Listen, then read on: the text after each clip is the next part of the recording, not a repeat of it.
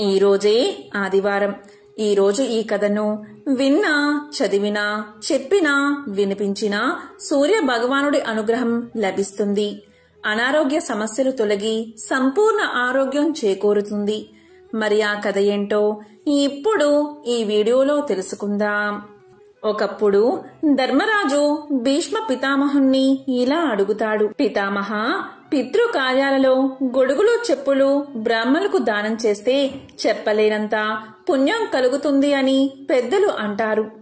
మరి ఆ దాన విశేషమేమిటి, దాని గురించి చెప్పండి అని అడుగుతాడు ధర్మరాజు. అప్పుడు భీష్ముడు ధర్మరాజును నవ్వుతూ చూసి ఇలా చెప్పడం మొదలుపెట్టాడు. ఓ ధర్మరాజా, సూర్య జమదగ్ని సంవాదాన్ని నువ్వు వింటే గొడుగులకు చెప్పులకు ఎందుకంత ప్రాముఖ్యత వచ్చిందో నీకే తెలుస్తుంది. ఆ కథను చెబుతాను విను అంటూ భీష్మ పితామహుడు ఇలా చెప్పడం ప్రారంభించాడు. ఈ కథ మహాభారతంలోనిది. పూర్వం భృగువంశంలో జమదగ్ని అనే తపస్సంపన్నుడు ఉండేవాడు. ఆయన భార్య రేణుకాదేవి. జమదగ్ని ఒకసారి తన భార్యతో కలిసి ఆరుబయట విలువిద్యను అభ్యసిస్తున్నాడు. ఆయనకు ఎప్పటికప్పుడు బాణాలను అందిస్తాను అంటూ రేణుకాదేవి ఆయనకు సాయంగా నిల్చుంది.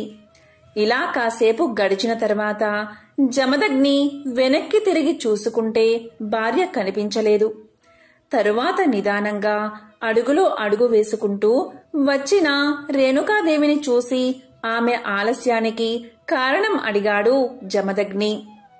అప్పుడు రేణుకాదేవి ఇలా చెప్పింది. సూర్యుడు తాపానికి తాళలేక తాను ఓ చెట్టు నీడలో నిలబడిపోయానని చెప్పుకొచ్చింది. అంతే, జమదగ్నికి కోపం వచ్చేసింది. తన భార్యకి తాపం కలిగించిన ఆ సూర్యుడి వేడిని అడ్డుకోవాలి అనిపించింది. వెంటనే తన బాణాలతో ఆ సూర్యుడిని కప్పి పారేసేందుకు సిద్ధపడిపోయాడు జమదగ్ని. ఈ ప్రమాదాన్ని గ్రహించిన సూర్యుడు వెంటనే ఒక బ్రాహ్మణుడి రూపంలో జమదగ్ని చెంతకు చేరుకున్నాడు. ఇలా పలికాడు. మునివర్యా, మీలాంటి జ్ఞానులు ఆ సూర్యుడి మీద కోపగించడం సమంజసమేనా? ఆ సూర్యుడి తాపం వల్లే కదా నీరు ఆవిరై తిరిగి వర్షంగా కురుస్తుంది. ఆయన శక్తి కారణంగానే కదా చెట్టు చేమ బతుకుతున్నాయి. అసలు ఆయన లేకుండా జీవం మనుగడ సాగించడం అసాధ్యం కదా అంటూ జమదగ్నిని శాంతింపచేసే ప్రయత్నం చేశాడు బ్రాహ్మణుడు. కాని ఎంతగా నచ్చ చెప్పినా జమదగ్ని శాంతించకపోవడంతో చివరికి సూర్యుడు తన నిజరూపంతో దర్శనం ఇచ్చాడు. ఇలా పలికాడు. ఓ బ్రహ్మర్షి, నా వల్ల ఏదన్నా అపరాధం జరిగి ఉంటే క్షమించు. అంతేకాని నీ కోపంతో నా వెలుగుని అడ్డుకుని ఈ లోకాన్ని అంధకారంలో ముంచెత్తకు అని వేడుకున్నాడు. సాక్షాత్తు ఆ సూర్య భగవానుడే క్షమించమని కోరడంతో జమదగ్ని మనసు కరిగిపోయింది. సూర్యుడు కూడా తన వల్ల కలుగుతున్న తాపానికి ఉపశమనంగా గొడుగు చెప్పులను సృష్టించి జమదగ్ని దంపతులకు కానుకగా ఇచ్చాడు. అలా గొడుగు చెప్పులను ధరించడం, వాటిని దానం ఇవ్వడం మొదలైంది.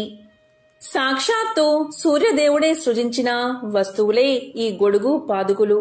వాటిని ఆ కర్మసాక్షి చెప్పినట్లుగా సత్పురుషుడైన బ్రాహ్మణుడికి దానమిస్తే అపార పుణ్యరాశి చేకూరుతుంది అని అనడంలో అనుమానమే లేదు. అంతేకాదు, వాటి దానం వల్ల ఎన్నో వేల రెట్ల పుణ్యఫలం కలుగుతుంది అని చెప్పాడు భీష్ముడు. ఇంకా ఇలా అన్నాడు.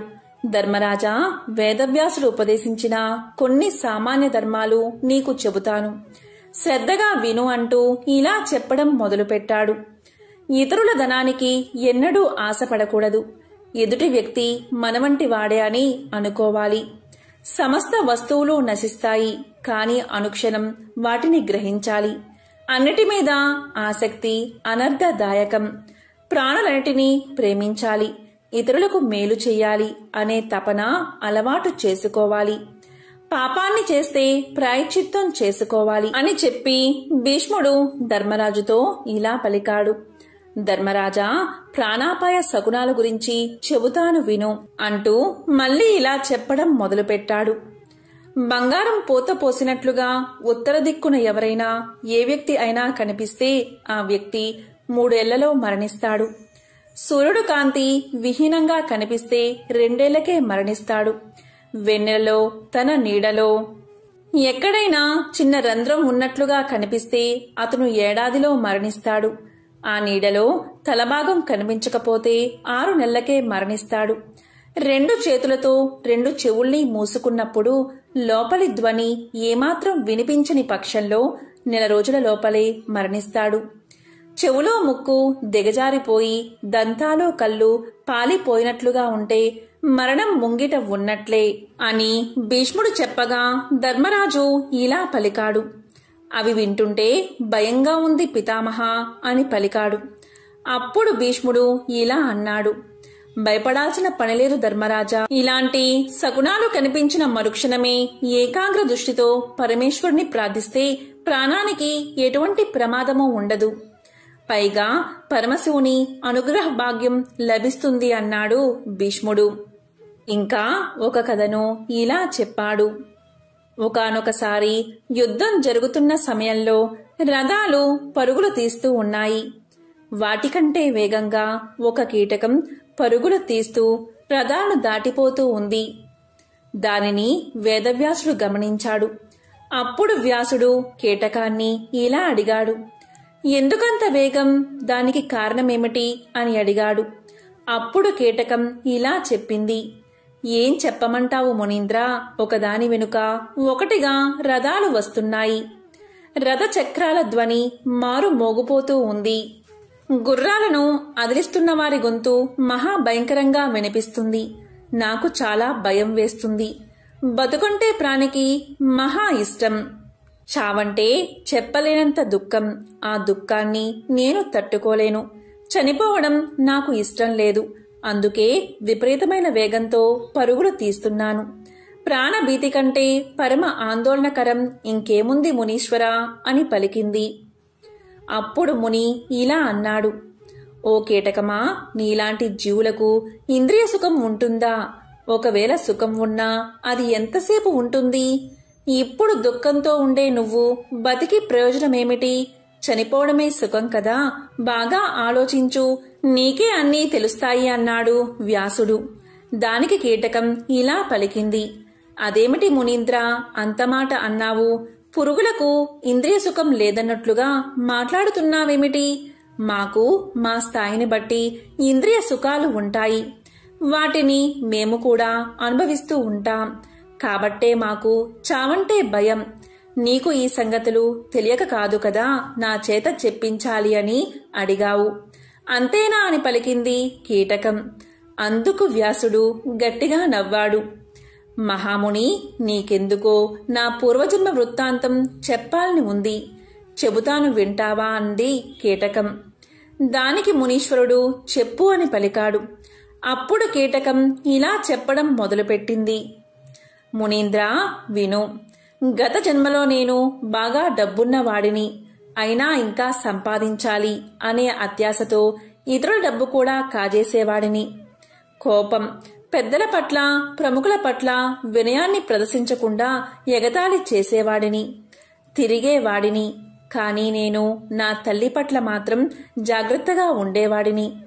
నా తల్లిని కంటికి రెప్పలా కాపాడుకునేవాడిని. ప్రేమగా చూసేవాణ్ణి. ఒకరోజు ఒక బ్రాహ్మణుడు నా దగ్గరకు వచ్చాడు. అతను అడిగినవి అన్నీ సమకూర్చిపెట్టి దండం పెట్టాను. ఆ పుణ్యకార్య విశేషం వల్లే నాకు ఈ పూర్వజన్మ జ్ఞానం కలిగింది. మంచి చేస్తే మంచే జరుగుతుందని నాకు అప్పుడు తెలిసింది. మహాముని, అడుగుతున్నానని ఏమీ అనుకోకపోతే పుణ్యకృత్యాల ఆచరణ విశేషాలు నాకు చెప్పు అంది కీటకం. ఈ జన్మకి ఇంతకన్నా గొప్పది లేదని నాకు అనిపిస్తుంది. దయచేసి చెప్పండి స్వామి అని వేడుకుంది. అప్పుడు వ్యాసుడు ఇలా చెప్పాడు. ప్రత్యేకించి నీకు చెప్పాల్సింది ఏమీ లేదు. నీవు చేసిన పాపాల వల్లే నీవు పురుగుగా జన్మించావు. ఈ సంగతి నీకు కూడా బాగా తెలుసు. అలాగే చివరలో పుణ్యం చేయడం వల్ల నీకు ఈ జన్మలో పూర్వజన్మ జ్ఞానం కలిగింది. ఇది కూడా నీకు తెలిసిన విషయమే. నీ గురించి నాకు ముందే తెలుసు కాబట్టి నీతో మాట్లాడాలి అని నాకు అనిపించింది. అందుకే నేను నీతో మాట్లాడాను. నా తపశ్శక్తితో నీ కీటకత్వాన్ని తొలగిస్తాను. బాధపడకు. తపఫలానికి మించింది లేదు. మానవ జన్మను స్వీకరించి పుణ్యం చెయ్యి. అది నీకు ఎంతో శుభప్రదం. నువ్వు చేసిన పుణ్యం కారణంగానే నీకు పూర్వజన్మ జ్ఞానంతో పాటు నన్ను కూడా కలుసుకోగలిగే అదృష్టాన్ని సాధించావు. నీకు ఇక సమున్నత స్థితి లభిస్తుంది. త్వరలోనే నీవు మానవ జన్మను సాధిస్తావు. మానవ జన్మలో కూడా నీకు పూర్వజన్మ జ్ఞానం ఉంటుంది. దాంతో నీకు ధర్మ తత్పరత అలవడుతుంది అని పలికాడు వ్యాసుడు. ఆ తరువాత కీటకం వైపు చూసి శుభం భూయాత్ అని ఆశీర్వదించాడు. అప్పుడు వ్యాసుని పాదాలకు అంటింది కీటకం. అతనికి ప్రణమిల్లింది. ప్రాణత్యాగం అక్కడే చూసింది. ఆ దృశ్యాన్ని చూసి లోకంలోని ప్రాణులన్నీ అద్భుతం అని అనుకున్నాయి. వ్యాస మహర్షి ఆశీస్సులకు అనుగుణంగా మరణం తరువాత మానవుడిగా అనేక జాతుల్లో జన్మించింది. ఆ కీటకం పుణ్యకర్మలు ఆచరించి చివరికి క్షత్రియ వంశంలో వర్ధిల్లింది. తరువాత రాజు అయ్యింది. రాజు అయి ఏనుగుపై కూర్చుని వేలకొలది కొమ్మిటి ఏనుగులతో, ఛత్ర చామరాలతో, రకరకాల కేతనాలతో పరుగులు తీసే పరివారంతో వ్యాస మహర్షిని మళ్లీ సందర్శించింది.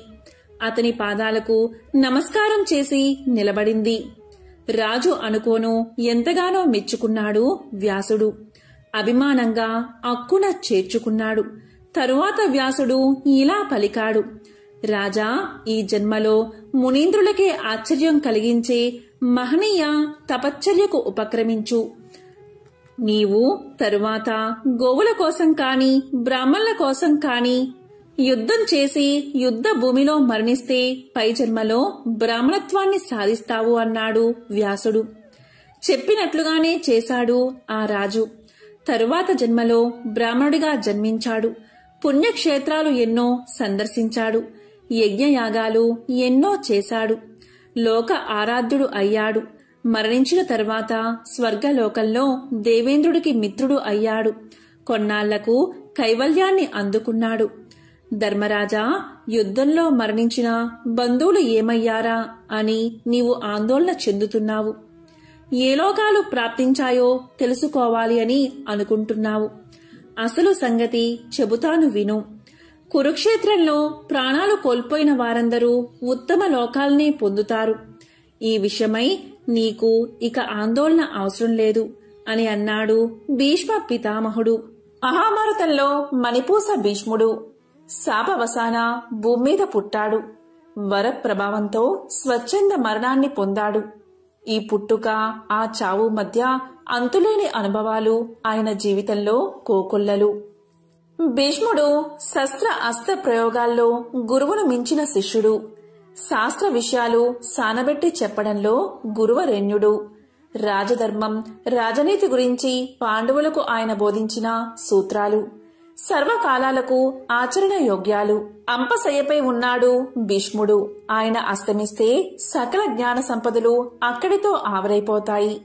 కాబోయే రాజుకు ధర్మ సూక్ష్మాలు తెలిసేదిలా? అందుకే పాండవులను పితామహుడి దగ్గరికి పంపాడు శ్రీకృష్ణుడు. పాండుపుత్రులను వాత్సల్యంతో ఆదరించాడు భీష్ముడు. కృష్ణ భగవానుడి ఆదేశం మేరకు కర్తవ్య నిర్వహణ, ప్రజాపాలనపై పాండవులకు చక్కని బోధ చేశాడు. రాజనీతిని ఉద్బోధించాడు. మంచి పాలకుడు అనిపించుకోవాలంటే ప్రజలను ఎలా పరిపాలించాలో సూచించాడు. దుష్ట పాలకుడు అనిపించుకోకుండా ఉండాలంటే ఎలాంటి జాగ్రత్తలు పాటించాలో వివరించాడు. ఎంతో పవిత్రమైన విశేషమైన ఈ రోజు ఈ కథలను విన్నా, చదివినా, చెప్పినా, వినిపించినా సకల శుభాలు కలుగుతాయి. ఆ శ్రీకృష్ణ భగవానుడి అనుగ్రహం తప్పకుండా మీకు కలుగుతుంది. మరి ఆ కథలేంటో ఇప్పుడు ఈ వీడియోలో తెలుసుకుందాం. ఒకరోజు ధర్మరాజు భీష్ముడి దగ్గరకు చేరి, పితామహ, కొన్నిసార్లు మంచివారు దుర్మార్గులుగా, దుర్మార్గులు సజ్జనులుగా కనిపిస్తారు. గుర్తించడం కొంచెం కష్టమే కదా అని పలికాడు.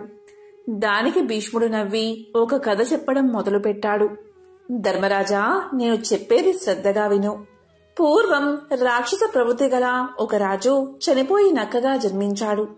గత జన్మ గుర్తుండటంతో ఇప్పుడైనా సాధువుగా ఉండాలనుకుని నక్క మాంసాహారాన్ని తినేది కాదు. అది గమనించిన ఒక పెద్ద పులి దాన్ని తన వద్ద ఉంటూ భోగాలు అనుభవించమని, తనకున్న క్రూరుడనే చెడ్డ పేరు పోగొట్టమని అడిగింది.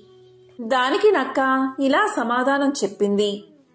ఓ పులిరాజా, నాకవేమీ వద్దు. నీకు అవసరమైనప్పుడు హితవు చెబుతాను. కాని నీ వద్ద ఉన్న అనుచరులు మన మధ్య భేదాలు సృష్టించగలరు. వాళ్ల మాటలు విని కోపగించినంటే మాత్రమే నీ దగ్గరుంటాను అంది. అందుకు ఒప్పుకుంది పులి. పులి నక్కను వెంట తీసుకెళ్ళింది. దాన్ని గౌరవిస్తూ అది చెప్పినట్లు వింటూ వినయంగా ఉండసాగింది. నక్క ఊహించినట్లుగాని పులిని అనుసరించే జంతువులకి పులి నక్కతో ఉండడం కంటగింపు అయింది. ఒకసారి ఆ పులి మాంసాన్ని తిని మిగిలిన మాంసాన్ని దాచుకోగా పులిని అనుసరించే జంతువులు దాన్ని దొంగలించి నక్క స్థావరంలో దాచిపెట్టాయి. పులి ఆహారం గురించి అడగగా ఆహారం మాయమైందని చెప్పాయి. దీంతో కోపగించిన పులి విషయం కనుక్కోమంది.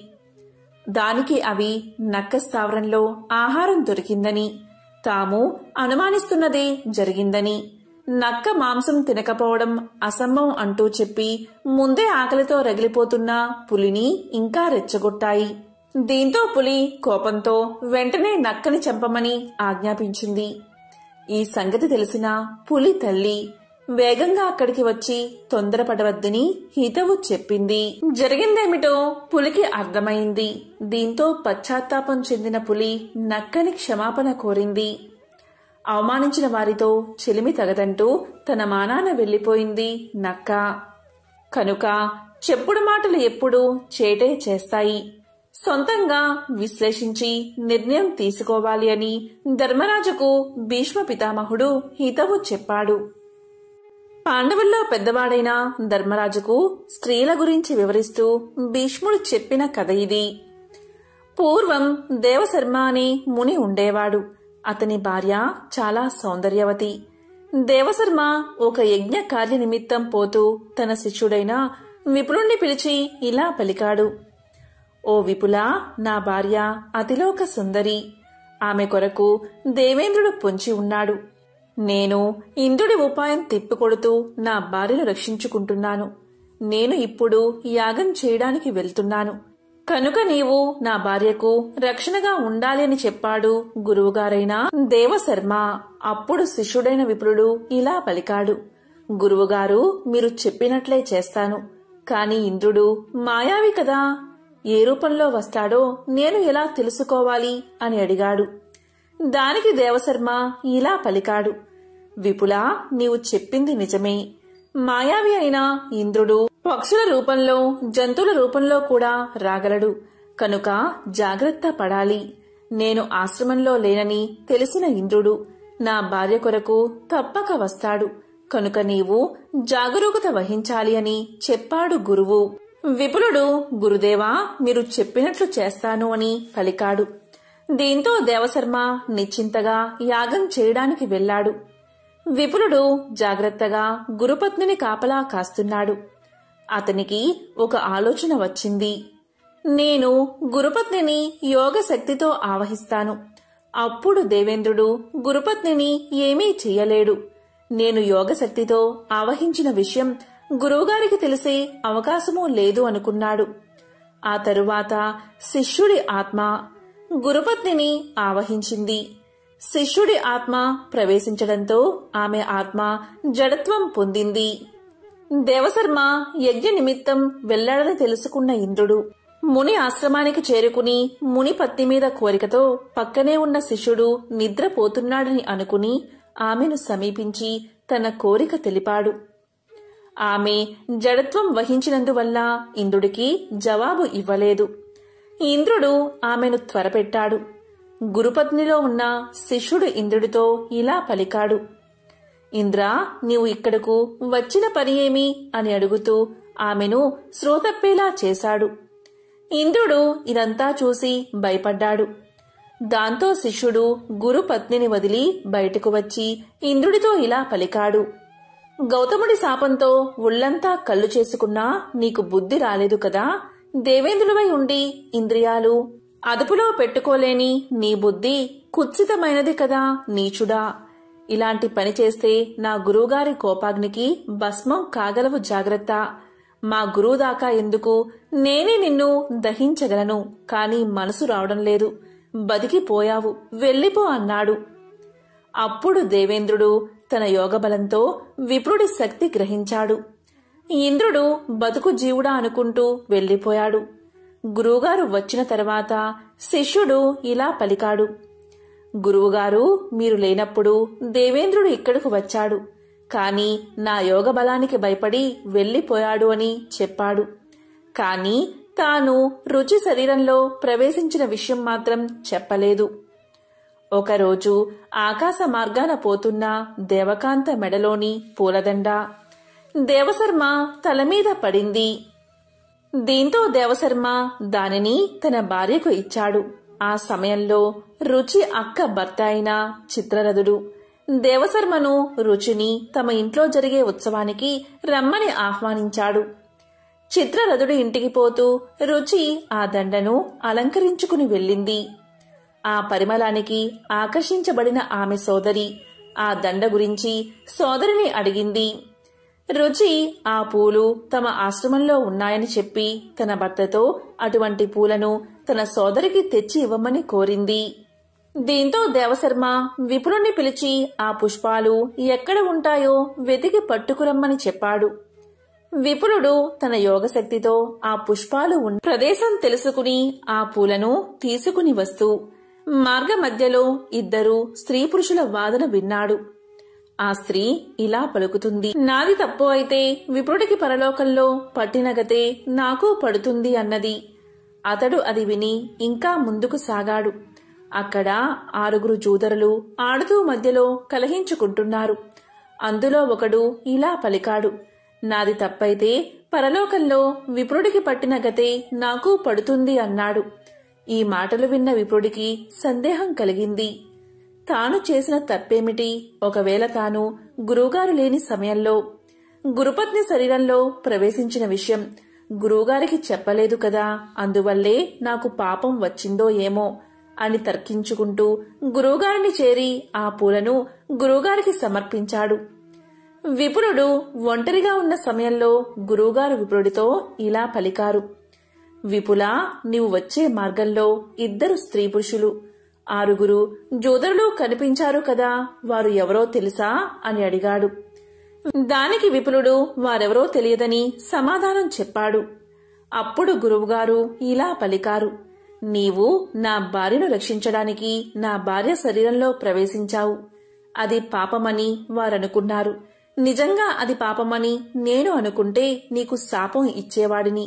కాని వరాలు ఎందుకు ఇస్తాను? ఆ స్త్రీ పురుషులే పగలు రాత్రి, ఆ జూదరులు 6 ఋతువులు అని చెప్పాడు గురువు. గురువుగారి ఔదార్యానికి శిష్యుడు ఆశ్చర్యపోయాడు. గురువుగారు ఇంకా పలికారు. విపులా, రాత్రి పగలు 6 ఋతువులు మనుషులు చేసే మంచి పనులు చెడ్డ పనులను గమనిస్తూ ఉంటాయి. కనుక మనం ఎవరికీ తెలియకుండా తప్పు చేయవచ్చు అని అనుకోవడం పొరపాటు. నీవు ఒక స్త్రీని రక్షించడానికి విఘ్నతతో చేసిన పని మంచిదే, కాని తప్పు కాదు. ఇలా చేసి నా గౌరవం కాపాడావు. అందుకని ఆ విషయం నాకు చెప్పక దాచడం పాపం కాదు అని చెప్పాడు గురువు అని చెప్పి భీష్ముడు ఇలా పలికాడు. ధర్మనందన, స్త్రీలలో అనేక విధాలు ఉంటారు. అందులో మంచివారు కుల స్త్రీలు ఉంటారు. వారి వల్లే ఈ భూమి క్రమం తప్పక పరిభ్రమిస్తుంది. పాతివ్రత్యం పాటించే స్త్రీ దైవం వంటిది. మానవుడికి ధర్మము, సుఖము, పేరు ప్రతిష్టలు మంచి భార్య వల్ల లభిస్తాయి అండల్లో ఏ విధమైన సందేహం లేదని భీష్ముడు ధర్మరాజుకు వివరించాడు. ఇంకా భీష్ముడు ధర్మరాజుకు ఇలా తెలియచేశాడు. స్నేహంలో పరిమితులు పాటించాలి. పగ ఉంటే పొంచి ఉండే ముప్పు గురించి తెలిపే ఒక కథను నీకు తెలియచేస్తాను. శ్రద్ధగా వినువంటూ ఇలా చెప్పడం ప్రారంభించాడు. బ్రహ్మదత్తుడు అనే రాజు చిలుక స్నేహం గురించి ఇలా వివరించాడు. బ్రహ్మదత్తుడు అనే రాజు ఉండేవాడు. అతను ఒకసారి అడవిలో వేటకు బయలుదేరాడు. అడవిలో వేటాడుతూ వేటాడుతూ అలసిపోయి ఒక చెట్టు కింద విశ్రాంతి తీసుకున్నాడు. ఆ సమయంలో చెట్టు మీద ఒక అందమైన చిలుక కనిపించింది. వెంటనే బ్రహ్మదత్తుడికి ఆ చిలుక మీద అభిమానం పెరిగింది. అది కాస్త స్నేహంగా పరిణమించింది. ఆ చిలుక కూడా బ్రహ్మదత్తుడితో చెలిమి చెయ్యసాగింది. కాలం ఇలా సాగుతూ ఉండగా బ్రహ్మదత్తుడికి ఒక కుమారుడు జన్మించాడు. అదేవిధంగా ఆ అందమైన చిలుకకు కూడా ఒక చిలుక పుట్టింది. బ్రహ్మదత్తుడు చిలుక ఎలా స్నేహంగా ఉండేవో అదేవిధంగా ఈ చిన్ని చిలుక అలాగే బ్రహ్మదత్తుని కుమారుడు కూడా ఎంతో స్నేహంగా ఉండేవారు. ఒకసారి బ్రహ్మదత్తుని కుమారుడు ఆ చిట్టి చిలుకతో ఆటలాడుకుంటూ ఉన్నాడు. ఒకరోజు చిలుకతో ఆటలాడుతున్న రాకుమారుడికి ఆ చిట్టి చిలుకపై కోపం వచ్చింది. అంతే, దానిని తన చేతులతో చిరిమి ప్రాణాలు తీసేశాడు. ఆ దృశ్యాన్ని చూసిన పెద్ద చిలుకకు గుండె మండిపోయింది. ఇక కోపం ఆపుకోలేక తన గోళ్లతో ఆ రాకుమారుడిపై దాడి చేసి 2 కళ్ళను పొడిచేసింది. దీంతో రాకుమారుడు చూపుపోయి అంధుడిగా మారిపోయాడు. చిలుక అంతటితో ఆగకుండా రాజు దగ్గరకు వెళ్లి ఈ విషయం గురించి ఇలా తెలియచేసింది. రాజా, నీ కుమారుడు నా బిడ్డను చంపి పెద్ద తప్పు చేశాడు. అందుకు ప్రతిఫలంగా నేను అతడి కళ్ళను పొడిచి గుడ్డివాడిని చేశాను. ఇందులో నా తప్పేమీ లేదు. అయినా ఇక మీదట నేను ఇక్కడ ఉండలేను అని చెప్పింది. దానికి ఆ రాజు ఇలా పలికాడు. చిలుక, నువ్వన్నది నిజమే. జరిగిన దానిలో నీ తప్పేమీ లేదు. రాజకుమారుడు నీ కొడుకుకి హాని తలపెట్టాడు కాబట్టే ఫలితాన్ని అనుభవించక తప్పలేదు. మరి అలాంటప్పుడు నన్ను వదిలి వెళ్లాల్సిన అవసరం నీకేమొచ్చింది? అయిందేదో అయ్యింది, జరిగిందేదో జరిగిపోయింది. దయచేసి ఇక మీదట కూడా నాకు మిత్రుడిగానే ఉండు అని అర్థించాడు రాజు. దీనికి చిలుక బదులిస్తూ ఇలా చెప్పింది. రాజా, నేను నీ కొడుకును అంధుడిగా మార్చేశాను కదా, కాబట్టి నీలో నా మీద పగ ఏర్పడి తీరుతుంది. ఇది 4 రకాలుగా ఏర్పడే అవకాశముంది. అది ఏంటి అంటే, ఇతరుల భూమిని అపహరించడం వల్ల, రెండవది ఆస్తి పంపకాల్లో అన్నదమ్ముల మధ్య వచ్చే కోపం, మూడవది ఆడవారి మధ్య మాటామాటా పెరగడం వల్ల వచ్చే కోపం, పగ, నాలుగవది ఎదుటివారి మనసుని గాయపరచడం వల్ల పగలు ఏర్పడతాయి. అలాంటి ప్రతికూల భావాలు ఒకసారి మొదలైతే ఇక వాటికి అంతం అనేదే ఉండదు.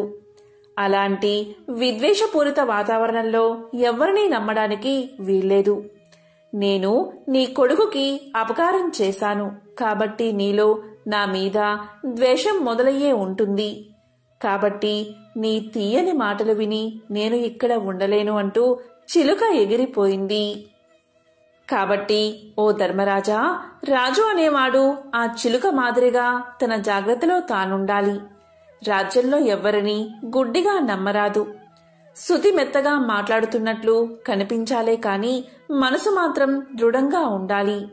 అందరినీ నమ్మినట్లు ఉండాలి కాని తన జాగ్రత్తలో తాను ఉండాలి. ఎవరితోనూ హద్దులు దాటి చనువుగా మెలగరాదు. వ్యసనాలకు బానిసై విచక్షణ కోల్పోరాదు. అనుకున్న కార్యం పూర్తయ్యేదాకా రహస్యాన్ని బయటపెట్టరాదు. అంతేకాదు, పూర్తిగా తీరని రుణం, పూర్తిగా ఆరని మంట, పూర్తిగా చల్లారని పగ, ఈ మూడిటి విషయంలోనూ చాలా అప్రమత్తంగా ఉండాలి. ఎందుకంటే అవి ఎప్పుడైనా ప్రాణాంతకంగా పరిణమించగలవంటూ భీష్ముడు ధర్మరాజును హెచ్చరించాడు. పాండవుల్లో పెద్దవాడు ధర్మరాజు. ఆ ధర్మరాజుకి ఒకానొక సమయంలో ఉన్నత పదవుల్లో ఎలాంటి వారిని నియమించాలి అన్న అనుమానం వచ్చింది. ఇదే విషయాన్ని అంపశయ్య మీద ఉన్న భీష్మ పితామహుణ్ణి అడుగుతూ దయచేసి తన సందేహాన్ని నివృత్తి చేయమంటూ కోరాడు. అప్పుడు భీష్ముడు ఒక కథ ద్వారా ధర్మరాజు సందేహాన్ని నివృత్తి చేశాడు. ధర్మరాజా, నేను చెప్పేది శ్రద్ధగా విను. పూర్వం ఒక అడవిలో ఒక ముని తపస్సు చేసుకుంటూ జీవిస్తున్నాడు. ఒక కుక్క ఎప్పుడూ ఆ ముని వెంటే తిరుగుతూ ఉండేది.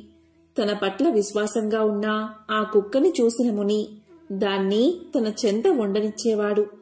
వీరి అనుబంధం ఇలా కొనసాగుతూ ఉండగా ఒకరోజు ఆ కుక్క ఒక పులి కంటపడింది. అంతే, ఆ పులి తన పంజా విసురుతూ కుక్కని బలిగొనబోయింది. వెంటనే ఆ కుక్క పరుగు పరుగున పోయి మునీశ్వరుని వెనుక నక్కింది. తనను నమ్ముకున్న కుక్క ఆ పులి కంటే బలహీనంగా ఉండడం వల్లే కదా దానికి ఆపద కలిగింది అనుకున్నాడు మునీశ్వరుడు. దాంతో ఆ కుక్కను పులిగా మార్చేశాడు. ఈ ఘటన చూసిన పులి భయపడి గిర్రున వెనక్కి తిరిగి పారిపోయింది. కాని పులిగా మారిన కుక్క జీవితం అక్కడ్నుంచి సురక్షితంగా ఉందని చెప్పుకోవడానికి వీల్లేదు. ఎందుకంటే మరొకసారి దాని మీదకి ఒక ఏనుగు దూసుకు వచ్చింది. యథాప్రకారం పులి రూపంలో ఉన్న కుక్కను ఏనుగులా మార్చేశాడు ఆ మునివర్యుడు. ఇలా ఏ జంతువు దాడి చేసినా తన దగ్గర ఉన్న కుక్కను అంతకంటే బలమైన జంతువుగా మార్చసాగాడు ముని. అలా బెబ్బులలా మారిన కుక్క ఒకరోజు బోర విడుచుకుని అడవిలో తిరగసాగింది. ఇక తన మీద దాడి చేసేంతటి శక్తి మరో జంతువుకు లేదన్న నమ్మకంతో నిర్భయంగా సంచరించసాగింది. కాని అలా తిరుగుతూ ఉండగా దాని మనసులో ఒక ఆలోచన మొదలైంది. మునివర్యులు నా మీద జాలి చూపారు కాబట్టి నన్ను అన్నిటికంటే శక్తివంతమైన జంతువుగా మార్చారు. అంతవరకు బాగానే ఉంది. కాని రేపు మరో జంతువు ఏదన్నా మునీంద్రుణ్ణి శరణు వేడితే నా పరిస్థితి ఏమిటి? అప్పుడు నాకంటే బలమైన జంతువు ముందు తల వంచాల్సిందే కదా అనుకుంది. అసలు ఆ మునీశ్వరుణ్ణి చంపి పారేస్తే అతను మరో జంతువు మీద జాలి చూపే అవకాశముండదు అని పన్నాగం పన్నింది. ఈ విధంగా కుక్క తన మనసులో ఇలాంటి దుర్మార్గపు యోచనలు చేస్తూ ఏమీ ఎరగనట్లు ముని ముందరికి వచ్చి కూర్చుంది. కాని కుక్కను బెబ్బులుగా మార్చినవాడు దాని మనసులో ఏముందో గ్రహించలేడా? మునీశ్వరుడు ఎప్పుడైతే కుక్క మనసులోని దురాలోచనను పసిగట్టాడో వెంటనే కుక్కను తిరిగి కుక్కగా మార్చేశాడు. అది పూర్వంలాగే కుక్క బతుకుని గడపసాగింది. కాబట్టి ధర్మనందన, దుర్మార్గులకు ఉన్నత పదవుల్ని ఇస్తే వారి బుద్ధి చివరికి ఇలాగే పరిణమిస్తుంది. అందుకే యోగ్యతని అనుసరించి పదవులను అందించాలి. అలాంటి యోగ్యులు తన అనుచరులుగా ఉన్న రాజు ఏ కార్యాన్నైనా సాధించగలడు అని భీష్మ పితామహుడు ధర్మరాజుకు తెలియజేశాడు. భారతంలోని శాంతి పర్వంలో అంపశయ్య ఉన్న భీష్ముడు ధర్మరాజుకు చేసిన హితబోధంలో భాగంగా ఈ కథను ఇప్పుడు తెలుసుకుందాం. అడవిలోని ఒక మర్రి చెట్టు కింద ఫలితుడు అని ఎలుక జీవిస్తూ ఉండేది. అదే చెట్టు మీద రోజసుడు అని పిల్లి కాపురం చేస్తుంది. ప్రతిరోజు ఒక వేటగాడు రాత్రిపూట ఆ చెట్టు దగ్గరకు వచ్చి జంతువుల కోసం వలపన్ని వెళ్లేవాడు. రాత్రివేళ జంతువులు చిక్కుకుంటాయి కాబట్టి ఉదయమే వచ్చి వాటిని తీసుకుని పోయేవాడు. అనుకోకుండా ఒకరోజు రోజసుడు అనే పిల్లి ఆ వలలో చిక్కుకుంది. పిల్లి వలలో చిక్కుకుపోవడంతో ఎలుక దాని చుట్టూ నిర్భయంగా తిరుగుతూ ఆహారం కోసం అన్వేషిస్తుంది. ఆహారం కోసం ఆబగా చూస్తున్న ఎలుకకు కొద్ది దూరంలోని ఒక ముంగీస, గుడ్లగూప కనిపించడంతో దాని గుండె ఒక్కసారిగా ఆగిపోయింది. అవి ఎలుకను మింగేయడానికి సిద్ధంగా ఉన్నాయి. దీంతో ఎలుకకి ఏం చెయ్యాలో పాలుపోలేదు. అపాయంలో ఉన్న ఆ ఎలుకకి చటుక్కున ఒక ఉపాయం తట్టింది. వెంటనే వల్లో ఉన్న పిల్లి దగ్గరకు వెళ్లి ఇలా పలికింది ఎలుక, ఈ వలని కొరికి నిన్ను నేను రక్షిస్తాను. దీనికి బదులుగా నువ్వు నన్ను ఆ గుడ్లగూప, ముంగీసుల బారి నుంచి కాపాడతావా అని అడిగింది. ప్రాణాలపై ఆశలేని పిల్లికి కొండంత ధైర్యం వచ్చినట్లు వెంటనే సరే అంది. దీంతో ఎలుక నిర్భయంగా వెళ్లి పిల్లి పక్కన కూర్చుంది. అక్కడ ఉన్న ఎలుకని పట్టుకునే ధైర్యం లేక ముంగీసా, గుడ్లగూప జారుకున్నాయి. అప్పుడు పిల్లి ఇలా పలికింది, నీ ప్రాణాలను రక్షించాను కదా, మరి త్వరగా వచ్చి ఈ వలని కొరికి నన్ను బయటపడే అని అడిగింది. అప్పుడు ఎలుక ఇలా చెప్పింది, నీలాంటి బలవంతులతో స్నేహం చేసేటప్పుడు కాస్త జాగ్రత్తగా ఉండాలి కదా. ఇప్పుడే నిన్ను బయటకు తీసుకువస్తే నువ్వు నన్ను భక్షించవని ఏమిటి నమ్మకం? కాబట్టి ఆ వేటగాడు వచ్చే సమయానికి నిన్ను విడిపిస్తాను అని సంజాషి ఇచ్చుకుంది. చెప్పినట్లుగానే మర్నాడు ఉదయం ఆ వేటగాడు వచ్చే సమయానికి కాస్త ముందుగా వలని కొరికేసింది. వేటగాడు వస్తున్నాడు అన్న తొందరలో పిల్లి గబుక్కున చెట్టు మీదకు చేరుకుంది. ఇటు ఎలుక తన కలుగులోకి దూరిపోయింది. చెట్టు కిందకి చేరుకున్న వేటగాడు కొరికి ఉన్న వలను చూసి తన ప్రయత్నం వృధా కావడంతో బాధతో వెనుతిరిగాడు. వేటగాడు అటు వెళ్ళగానే పిల్లి కిందకి చూస్తూ ఇలా పలికింది, ఓ ఎలుక మిత్రమా, నువ్వు నా ప్రాణాలను కాపాడావు. ఇక నుంచి మనమిద్దరం మంచి స్నేహితులుగా ఉందామని ప్రతిపాదించింది. దానికి ఎలుక నవ్వుతూ ఇలా చెప్పింది, మిత్రుడు ఎప్పుడు శత్రువుగా మారతాడో, శత్రువు ఎప్పుడు మిత్రుడవుతాడో చెప్పడం కష్టం. అలాంటిది సహజ శత్రువులమైన మన మధ్య స్నేహం ఎలా పొసుగుతుంది? ఇప్పుడు ఏదో నీకు సాయం చేశానన్న కృతజ్ఞతతో నాతో నువ్వు స్నేహం చెయ్యవచ్చు. కాని ఏదో ఒకరోజు ఆకలి మీద ఉన్నా నీకు నన్ను చంపి తినాలన్న ఆలోచన రాకపోదు. శత్రువులతో అవసరార్థం స్నేహం చేసినా దాన్ని విడిచిపెట్టకపోతే ఎప్పటికైనా ఆపద తప్పదని శుక్రనీతి కూడా చెబుతుంది కదా. నువ్వు నన్ను రక్షించావు, బదులుగా నేను నిన్ను రక్షించాను. మన బంధం ఇక్కడితో చెల్లు. ఇక మీదట నా జోలికి నువ్వు రాకు అంటూ కలుగులోకి దూరిపోయింది ఎలుక. ఎలుక మాటల్లోని సత్యాన్ని గ్రహించిన పిల్లి గమ్మున ఉండిపోయింది. ఈ కథలోని పాత్రధారులు సహజ శత్రువులైన పిల్లి ఎలుకలే కాని ఇందులోని నీతి మాత్రం నిత్య జీవితానికి కూడా వర్తిస్తుంది. అపకారికి ఉపకారం చేయవచ్చు, కాని తెలిసి తెలిసి వారితో స్నేహం చేయకూడదని హెచ్చరిస్తుంది. పైగా ఎవరి మనసు ఎప్పుడెలా ఉంటుందో తెలియదు కాబట్టి జీవితాన్ని పలంగా పెట్టి ఎవరిని గుడ్డిగా నమ్మకూడదని ఈ కథ సూచిస్తుంది. ఎంతో పవిత్రమైన విశేషమైన ఈ రోజు ఈ కథలను విన్నా, చదివినా, చెప్పినా, వినిపించినా జన్మల దరిద్రం దోషాలు తొలగి కోటి జన్మల పుణ్యం వస్తుంది. సకల శుభాలు కలుగుతాయి. ఓం నమః శివాయ. ఓం నమో నారాయణాయ.